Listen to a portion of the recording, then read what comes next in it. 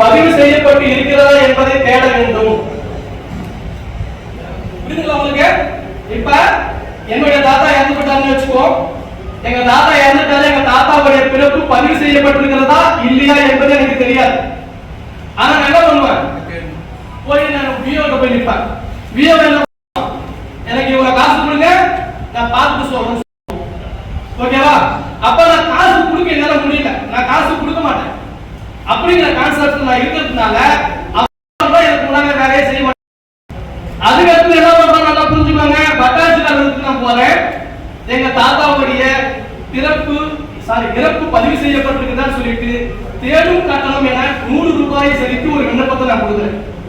எனக்கு இந்த சட்டம் முழுசா தெரிஞ்சதுனால நான் 100 ரூபாய் கட்டி விண்ணப்பத்தை கொடுத்துருக்கிறேன். அதுக்கு ஏதாவது பதிவு இருக்குதான்னு கேட்டீங்கன்னா பதிவுலாம் கிடையாதுங்க. ஆன்லைன்ல கட்டணும். ஆன்லைன்ல கட்டணும். நான் உங்களுக்கு அதை திரும்ப எக்ஸ்பிளைன் பண்றேன். நான் திரும்ப உங்களுக்கு தெளிவாகவே சொல்றேன். ஆனால் இந்த விஷயத்தை முடிச்சிடறேன். ஆன்லைன்லயே போனீங்கன்னா கருவூலம் அப்படி கருவூலம் இருக்கும். அந்த கருவூலத்துக்குள்ள போயிட்டு நீங்க அந்த பணத்தை கட்டலாம். கட்டி அதுக்குள்ள இணைக்கும் போது அந்த விபரத்தை எழுதும். யாரு இறந்து போயிட்டாங்க, அவங்க எந்த வருஷத்துல இறந்து போயிட்டாங்க, அதுக்குரிய தொகை தான் அப்படிங்கிற ஒரு குறிப்பு சொல்லி அந்த தொகை 100 ரூபாய் மட்டும் கட்டினா தேர்தல் கட்டணம் 100 ரூபாய். நான் கட்டி மனுவை கொடுத்துட்டேங்க. கொடுத்தா என்ன பண்ணணும், என்னுடைய பதிவேட்டை தேடி பார்க்க வேண்டும். இருக்குதோ இல்லையோ 15 நாட்களுக்குள்ள எனக்கு அதுக்குண்டான பதில் சொல்லணும். என்னை பத்தி அவருக்கு தெரியல. அப்ப ஃபர்ஸ்ட் போனதுதான் என்னை பத்தி அவருக்கு தெரியாது. அதுக்கடுத்து என்ன பண்றேன், திருமணம் போறேன், தரையா இல்லையா, இதுவும் சின்ன சில விஷயத்த நடந்துச்சு. தர முடியுமா முடியாதுன்னு கேட்கறேன். எப்பா இருந்ததாப்பா நான் தரத்துக்கு தேடி பார்க்கறப்பா இருப்பான். இருந்தா இருந்துச்சுன்னு கொடு, இல்லைன்னா இல்லைன்னு கொடு அப்படின்னா. ஆனா உண்மையா பாத்தீங்கன்னா பதிவு இல்லா சான்றிதழ் கொடுக்கும் பட்சத்தில் 100 ரூபாய் கட்டணத்தை வாங்கிட்டு தான் பதிவுள்ள சான்றிதழ் கொடுக்கணும். நான் கேட்டதுனால என்கிட்ட காசே வாங்கல. தாமி போய் கொரோனா சான்றிதழ் பதிவுள்ள சான்றிதழ் எப்படிங்க, எனக்கு அந்த உடன்பாடு இல்லை தான். 100 ரூபாய் கட்டி தான் வாங்கணும். ஆனா நீ 1 ரூபாய் கூட கட்ட வேணாம், அந்த சர்டிபிகேட் கையில் போட்டா எப்படி போகலாம் சொல்லி அப்படி எடுத்துக்கிட்டு வந்து என்ன பண்ண, அடுத்து என்ன செய்யணும், ஆர்டில நீங்க ஆர்டிக்கு போறீங்க, ஆர்டிக்கு செக்ஷனுக்கே வரல. அதாவது பதிவில்லா சான்று நான் வாங்கி விட்டேன் அதே, ஆனால் அதோட முடிஞ்சு போச்சாலாம் கிடையாதுங்க. வட்டாட்சியர் என்பவருடைய வேலை என்னன்னு பாத்தீங்கன்னா, ஒரு நபர் இறந்து விட்டால் விஓ பதிவு செய்கின்ற பட்சத்தில் 2 ஆண்டுகள் மட்டுமே அவர் வைத்துக் கொள்ள வேண்டும்.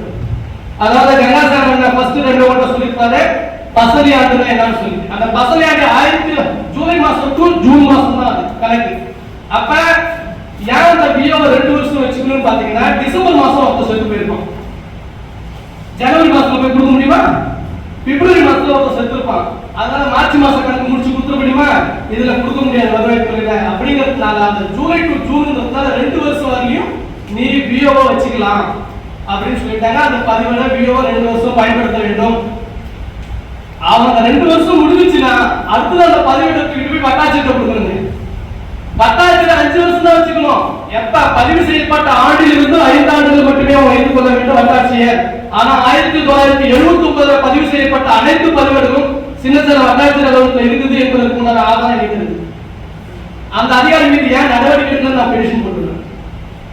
அப்ப அந்த 5 ஆண்டு வைத்திருக்கக்கூடிய பதிவேட்டுக்கு பதிலாக இத்தனை வருஷத்துல உள்ள பதிவேடுகளை இவங்களே வச்சுக்கிட்டு ஒரு நபருக்கு போனா 2000 ரூபாய் பணத்தை வாங்கிட்டு சர்டிபிகேட் இஷ்யூ பண்ண அதான் சொல்லுவாங்க. அடுத்து சொல்றேன், அந்த 5 ஆண்டுகள் முடிந்த உடனே அந்த வட்டாட்சியர் என்ன பண்ணுவார்னு கேட்டீங்கன்னா, சப்ரிஜிஸ்டர் ஆபீஸ்ல கொண்டு வந்து கொடுப்பாங்க.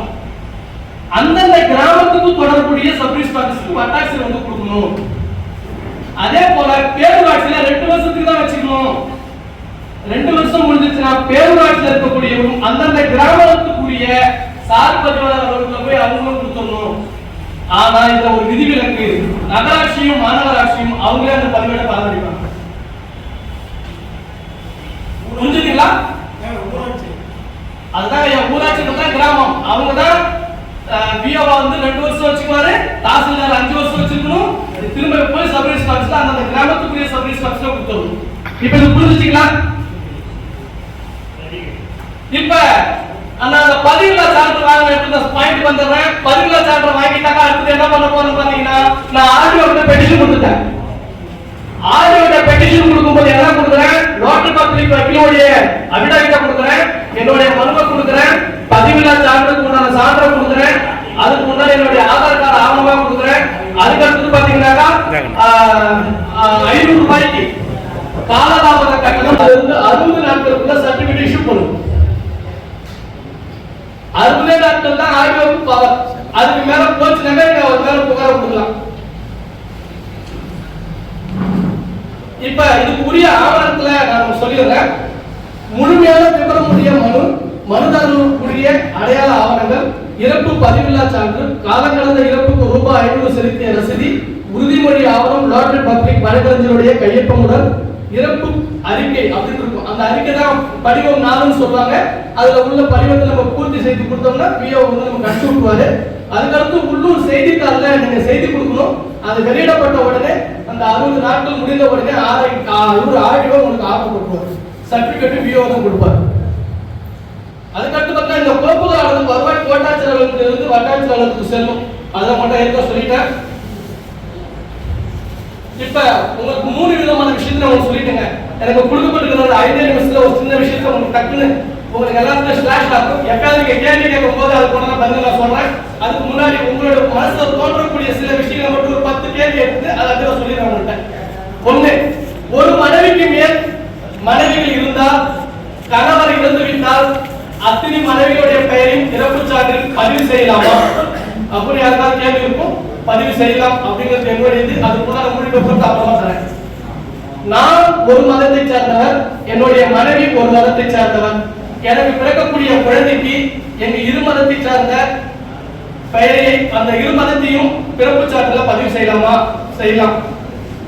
3, பிறப்பிறப்பு சான்றில் உண்மை பெயருடன் செல்ல பெயர், அழைப்பு பெயர், சுருக்க பெயரை இணைத்து சான்று வழங்கப்பட முடியுமா? முடியும். இறப்பு சான்றில் எனது தாய் பெயரை, தந்தை பெயரை பதிவு செய்யவில்லை என்றால் தற்போது பதிவு செய்ய முடியுமா? முடியும். பிறப்பிறப்பு சான்றில் எழுத்து பிழை இருக்குமே ஆனால் திருத்தம் செய்ய முடியுமா? முடியும். ஒரு நபர் பைக்கில், அந்த பாயிண்ட்ஸ் நல்லா பாயிண்ட்ங்க. ஒரு நபர் பைக்ல போறாருங்க. இப்ப கச்சராபாளையத்துக்கும் கச்சராபாளையம் அங்கே எடுத்துக்கணும். அம்மாப்பட்டினம் வந்து பாத்தீங்கன்னாக்கா பேர்காட்சியில வருது. பாலராம்பட்டு மாத்தூர் ஏரியா எடுத்துக்கிட்டீங்கன்னாக்கா வில்லேஜ்ல வருது, ஊராட்சியில வருது இல்லீங்களா? இந்த ரெண்டுக்கும் பார்டர்ல ஒரு நபர் பைக்ல போய் விபத்துல இறந்து போயிட்டார். என்ன நடக்கும்? யாருக்கு சர்டிபிகேட் இஷ்யூ பண்ணணும்? இது வந்து அரசு அதிகாரிகளுக்கே தெரியல, நான் தான் சொல்லி கொடுத்தேன்.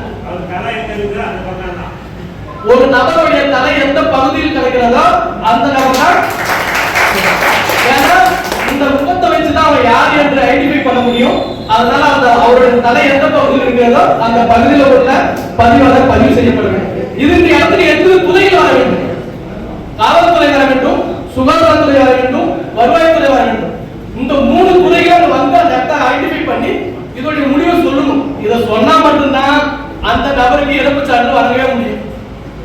அடுத்தது, பிறப்பிறப்பு சான்று வழங்காமல் காலம் காட்டும் அதிகாரிகள் மீது நடவடிக்கை எடுக்க முடியுமா? சத்தியமா முடியும். பாய்க்காய்ச்சி மொத்தம் யாருக்காவது வாங்கி கொடுத்துட்டு தான் போவோம். அதுக்கு அடுத்தது, வீட்டில் இறந்து போனால் மருத்துவரின் சான்று தேவையா? தேவையில்லை. குழந்தை பிறக்கின்ற போது பிறப்பு பதிவேட்டில் எத்தனை தகவல்கள் பதிவு செய்ய வேண்டும்? இதுக்கு ஒரு விஷயம் நல்லா புரிஞ்சுக்கோங்க. தயவு செய்து இங்க இருக்கக்கூடிய நபர்கள் உங்களுக்கு தெரிஞ்சு ஏதேனும் குழந்தைகள் பிறந்து விட்டால் மருத்துவமனையில் தான் இப்ப பிறகுது, தயவு செய்து அதுல உள்ள பதிவுல நான் சொல்றேன், அத்தனை இதுவும் போய் பதிவு பண்ணி கொடுங்க. ஏன்னு கேட்டீங்கன்னா நான் லாஸ்டா ஒரு விஷயத்தை சொல்லிடுறேன். குழந்தை பிறக்கின்ற போது பதிவேட்டில் வந்து 22 காலங்கள் இருக்கும் அந்த பிறப்பு சான்றுல. அந்த பதிவேட்டில் 22 விஷயத்தை நீங்க பதிவு பண்ணணும். அதாவது இந்த தாய்க்கு எத்தனாவது குழந்தை அப்படிங்கிற விஷயத்துல இருந்து இந்த தாயோடைய வயது என்ன, அந்த குழந்தையோட வயது என்ன அப்படின்னு ஏகப்பட்ட கேள்வி கேட்டுட்டே வரும். அவங்களுக்கு எத்தனாவது குழந்தை மட்டும் இல்ல, அவங்களுக்கு என்ன நோய் இருந்தது, இந்த குழந்தை பிறப்பதற்கு முன்னாடி என்னெல்லாம் பிரச்சனைகளை சந்திச்சாங்க விஷயம் வரும். அப்படிங்கிறதுனால அந்த பதிவு புறத்தை முழுமையாக நீங்க பதிவு பண்ணணும். 10வது பாயிண்ட் 1, ஒரு நபர் இறந்து விட்டால் இறப்பு பதிவேட்டில் எத்தனை தகவல் பதிவு பண்ணணும்? அந்த பிறப்புல 22, இறப்புல 21 தான். அதை மட்டும் தான் நம்ம பதிவு பண்ணணும். இன்னும் ஒரு விஷயம் என்னன்னா, திருமணமே ஆகாமல் ஒரு தாய் குழந்தையை பெற்றுவிட்டால் அந்த குழந்தைக்கு சான்று வழங்கப்படுமா? வழங்கப்படலையே. அதுக்கு என்ன பண்ணுவீங்க?